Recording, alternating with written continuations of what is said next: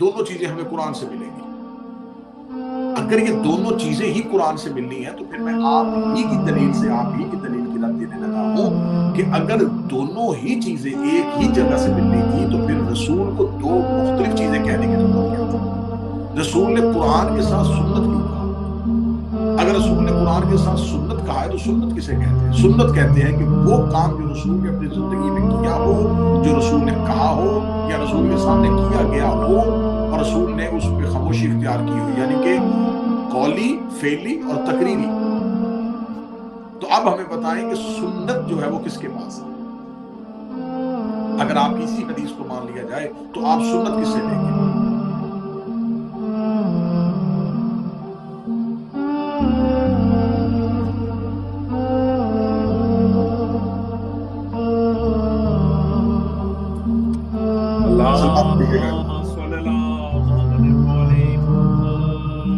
قرآن کو تو آپ لے لیں گے، لیکن آپ ہمیں بتائیں کہ آپ سنت کس سے لیں گے؟ سنت کو لینے کے لیے پھر آپ کو کسی ایک الہی نمائندے کی ضرورت پڑے گی۔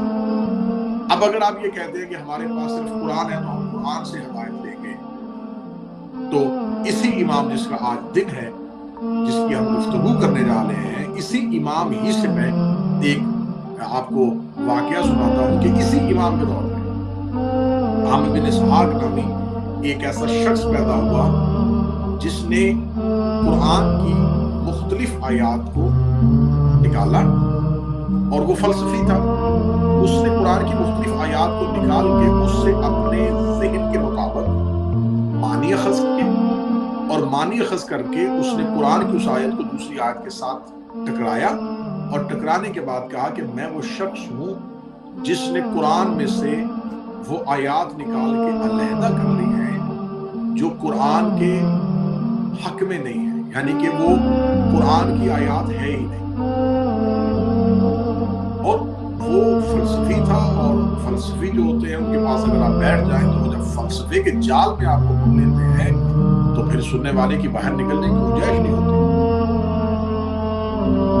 اب یہ اسی امام کا دور تھا، تو اب اگر صرف قرآن کافی ہوتا تو اب وہ شخص جو ہے وہ قرآن کی عزت پہ، قرآن کے تقدس پہ، قرآن کی وہ الہی کتاب جس کی حفاظت کی ذمہ داری اللہ نے دی ہوئی تھی، اب اس نے اس میں سے وہ آیات نکال کے علیحدہ کی، اور اس نے کہا کہ میں وہ ہوں جو قرآن میں معاذ اللہ ثم معاذ اللہ والعیاذ باللہ قرآن میں سے غلطیاں نکال سکتا ہوں۔ میں قرآن میں سے، کیونکہ مجھ سے پہلے کوئی اتنا بڑا محقق نہیں تھا، کوئی اس کی اتنی بڑی تحقیق نہیں تھی، لہذا میں نے تحقیق کا دروازہ کھولا کہ قرآن کے اندر بھی غلطی نکالنے کی گنجائش ہوتی ہے۔ اب یہ دور میرے 11ویں شہنشاہ کا دور تھا۔ اب اس دور میں بادشاہت خاموش تھی، کیونکہ اس سے بات کرنے کے لیے اس جیسا علم چاہیے تھا۔ وہ کہتا تھا، وہ کھلم کھلا چیلنج کرتا تھا کہ کوئی بھی میرے سامنے آ کے بیٹھے اور مجھے ان قرآن کی آیات کے بارے میں، ہم سب کا عقیدہ ہے کہ قرآن میں محکمات بھی ہیں، متشابہات بھی ہیں، اس نے کہا میرے سامنے بیٹھے اور مجھ سے بیٹھ کے بات کرے، مجھے بتائے اس سے قرآن کا حصہ کیسے سکتا۔ اگر اس وقت امامت نہ ہوتی یا امامت خاموش رہ جاتی تو یقیناً آج مسلمانوں کے پاس قرآن بھی نہ ہوتا۔ یہ دوسری بات، اگر قرآن ہوتا بھی تو جس طریقے سے آج ہر مسلمان فرقے کا اپنا ترجمہ ہے، ہر مسلمان فرقے کے پاس اپنا قرآن ہوتا۔ اس کا ایک شاگرد امام سے ملنے کے لیے گیا، جب وہ امام سے ملاقات کر رہا تھا تو امام نے اس سے کہا کہ میں نے سنا ہے کہ تیرے استاد نے کوئی کتاب لکھ رہا ہے۔ اس نے کہا جی فرزند رسول وہ ایک کتاب لکھ رہے ہیں، وہ بہت بڑے فلسفی، بہت بڑے عالم ہیں، ان کی نظر بہت اوپر ہے، اور انہوں نے قرآن میں سے کچھ ایسی آیات کی نشاندہی کی ہے جو قرآن کی دوسری آیات کے ساتھ مطابقت نہیں رکھتی۔ اب یہ ہے میرے وقت کے امام کا بات، میرے 11ویں شہنشاہ جن کی آج ہم آمد کی خوشی منا رہے ہیں۔ اب ایک چیز ہوتی ہے کہ ایک انسان آپ کا کیلیبر کا ہوتا ہے، جب عالم کے سامنے بیٹھتا ہے تو وہ پہلے یہ دیکھتا ہے کہ اس کے ساتھ میں بحث کرنے لگا ہوں وہ میرے کیلیبر کا ہے بھی یا نہیں۔ چھوٹی سطح والے لوگوں سے چھوٹی سطح والے لوگ بات کرتے ہیں۔ دنیاوی تقاضا بھی ہے، دینی تقاضا بھی ہے کہ ہمیشہ گفتگو جو ہوتی ہے وہ برابر کے افراد کے درمیان اب اس کی حیثیت ہی اتنی نہیں تھی کہ امام اس سے خود بات کرے. ادھر وہ بادشاہت اور خلافت کو چیلنج کر رہا تھا اور امامت اس سے بات کرنا بھی گوارا نہیں سمجھتی تھی. امام نے اس کے شاگرد جو آیا ہوا تھا، امام نے کہا تو استاد سے جا کے اپنی طرف سے پوچھ، تو پوچھ لینا کہ آپ نے جن آیات کو علیحدہ کیا ہے کیا وہ آیات اللہ ہی کی بھیجی ہوئی ہے؟ کیا قرآن اللہ ہی کی کتاب ہے؟ جب وہ کہے کہ اللہ ہی کی کتاب ہے تو کہنا کہ جو تم نے سے اس سے معنی نکالا ہے کیا خدا وہی کہنا چاہ رہا تھا؟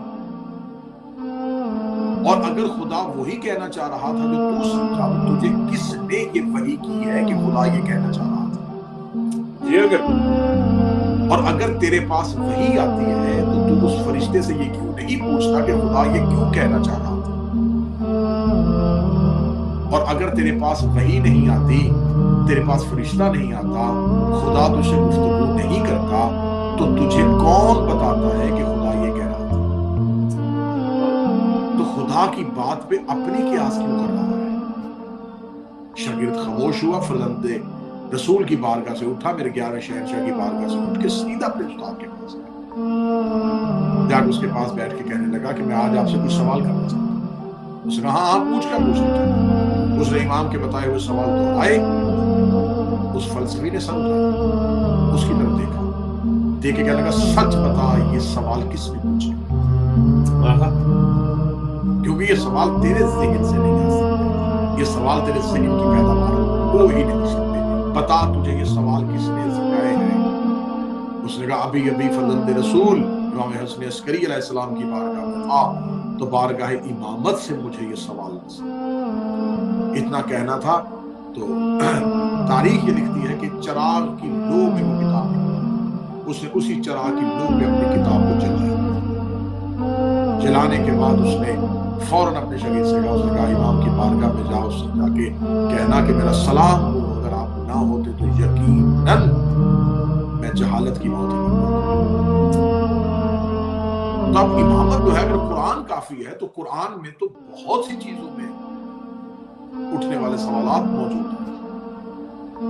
تو پھر یہ مجموعی عقیدہ ہے کہ امام کا ہونا بڑا ضروری ہے. بے شک امام کا موجود ہونا بڑا ضروری ہے. ہر دور میں زمین حجت سے خالی ہوگی تو زمین برباد ہوگی. بے شک اب امامت کے متبادل دوسرا نظام بنایا گیا، جو دوسرا نظام گڑھا گیا، وہ نظام ہے نظام خلافت.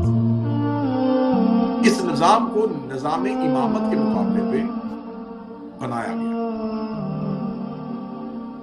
یہ کب بنا؟ یہ خلافت کب اس کا آغاز ہوا؟ جو آج مسلمان جس کو فالو کرتے ہیں، آج مسلمانوں کے جتنے اسکول آف تھاٹس ہیں جو اس کو فالو کرتے ہیں، وہ یہ ہمیں بتائیں، کیونکہ ہماری یہ تقاریر، ہمارے یہ سیشن جو ہے وہ صرف ایک مکتب یا ایک مسلک کے لیے نہیں ہوتے، بلکہ ہر مذہب ہر مسلک کے لوگوں کے لیے ہوتے ہیں. بلکہ جو تمام شیعہ احباب ہماری گفتگو کو، ہماری تقاریر کو سنیں تو وہ اپنے اہل سنت دوست احباب کو ان تقاریر کو پہنچائیں اور ان تک رسائی کریں تاکہ وہ اہل بیت کے قریب آ سکیں. ہمیں بتائیں کہ جو خلافت جس کو آپ فالو کر رہے ہیں بعد الرسول، آپ یہ بتائیں کہ آپ کے پاس اس کی نص اور دلیل کیا ہے؟ تو وہ یہ کہیں کہ ہمارے پاس کوئی نص اور کوئی دلیل نہیں ہے. ہمارے پاس یہی ہے کہ رسول جاتے ہوئے کسی کو نہیں چھوڑ کے گئے تھے، تو لہذا امت نے اپنی مرضی سے اپنا سربراہ منتخب کیا. تو اگر امت نے اپنی مرضی سے سربراہ منتخب کیا تو مجھے یہ بتائیے کہ وہ رسول جو ایک رات کے لیے مکہ چھوڑے اور اپنے بستر پہ کسی نہ کسی کو سلا کے جاتا، وہ دنیا چھوڑتے ہوئے کیسے اپنے کسی خلیفہ کے بغیر جا سکتا؟ اور اگر رسول نے کسی کا اعلان نہیں کیا تھا اور آج امت مختلف حصوں میں تقسیم ہو گئی ہے، آج مختلف فرقے بن گئے ہیں، تو اس کا مطلب ہے پھر قصور امت کا نہیں، قصور صحابی کا ہوگا جو امت کو بغیر سربراہ کے چھوڑ کے چلے. آپ کسی ریلوے اسٹیشن پہ بیٹھے ہو، آپ ایئرپورٹ پہ بیٹھے ہو، تو آپ اکثر دیکھتے ہیں کہ آپ کے ساتھ بیٹھے ہوئے افراد میں سے کوئی ایک فرد یہ کہتا ہے، کوئی ایک شخص یہ کہتا ہے کہ صاحب یہ میرا بیگ ہے، اس کا خیال رکھیے گا، میں سامنے دکان سے ہو کے آؤں. تو اللہ نے تمہیں اتنا شعور دیا ہے کہ تم اپنا ایک بیگ بغیر محافظ کے چھوڑ کے نہیں جاتے، تو رسول پورے کا پورا دین بغیر محافظ کے چھوڑ کے کیسے جاتے؟ جی اللہ جی۔ پھر آپ یہ بتائیں کہ اگر اجماع امت کے ساتھ ہی خلیفہ منتخب ہونا تھا تو کسی ایک نبی کا بتائیں کہ حضرت ابراہیم نے